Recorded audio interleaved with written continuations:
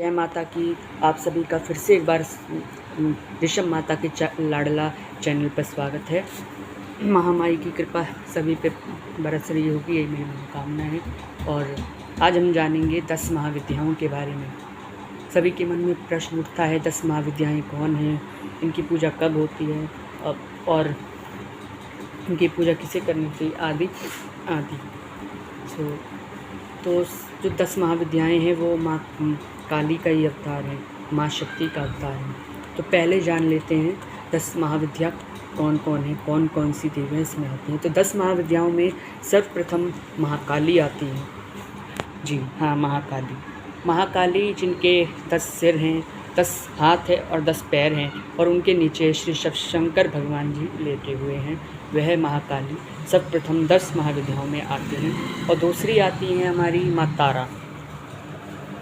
इनकी कथा आती है जब अमृत मंथन के समय शिव भगवान ने विषपान किया था, तो उनके जो विषपान किया था तो कंठ में उनके विष रह गया था, इसलिए उनका नाम नीलकंठ भी है। तो उनकी जलन कम करने के लिए माँ ने ये रूप धारा था, उन्हें स्तनपान कराया था।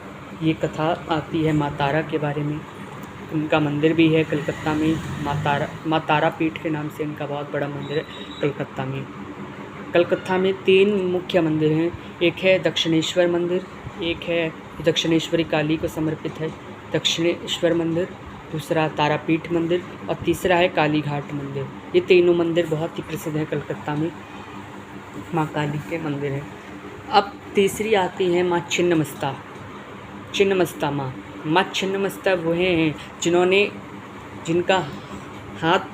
जिनका सिर उनके हाथ में है और अपना ही रक्त वे पैरी हैं, और अपने रक्त से वो अपनी योगिनियों की प्यास बुझा रही हैं रक्त की। तो माँ ने अपने योगिनियों की रक्त प्यास बुझाने के लिए ये रूप धारण किया था, अपना ही मस्तक अपने धड़ से विलग किया था, तो इसलिए इनका नाम छिन्नमस्ता पड़ा। अपने मस्तक को छिन्न करने वाली, इसलिए उन्हें छिन्नमस्ता का नाम पड़ा। और चौथी हैं माँ भुवनेश्वरी सभी इन्हीं में से निकले हैं और अंत में सभी को इन्हीं में समा जाना है, माँ भुवनेश्वरी में। ये माँ भुवनेश्वरी लेटे हुए शिव जी के ऊपर रखे कमल के ऊपर विराजमान है माँ भुवनेश्वरी। चौथी आती है माँ षोडशी, इनकी भी बहुत कथा प्रसिद्ध है। और हमारी ये आती हैं माँ भैरवी। जब भगवान शिव ने भैरव अवतार लिया था तो ये भी भैरव की पत्नी कहलाती। माँ भैरवी का रूप भैरव जैसा ही है, जटा है उनके हाथ में, नग्न है वह, मुंडमाला है उनके हाथ में। यही भैरवियाँ माँ काली के लिए शमशान से भस्म और मुंडमाला बनाती हैं, ये भैरवियाँ।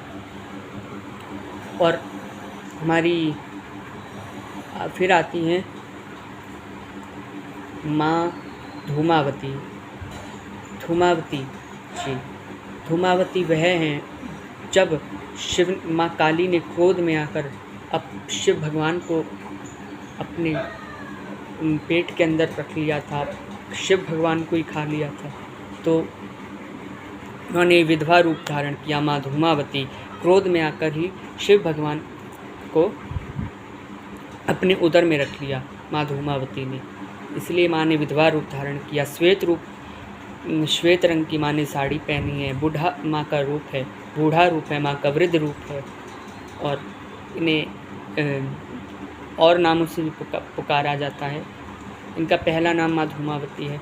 फिर आती है माता मातंगी जी, इन्हें शमशान की देवी भी कहा जाता है। इन्हें शमशान की देवी मातंगी, इन्हें ये जो माता हैं ये तांत्रिकों की सरस्वती हैं। इनके हाथ में वीणा है, खड्ग है और कपाल है, और कपाल के ऊपर तोता बैठा है।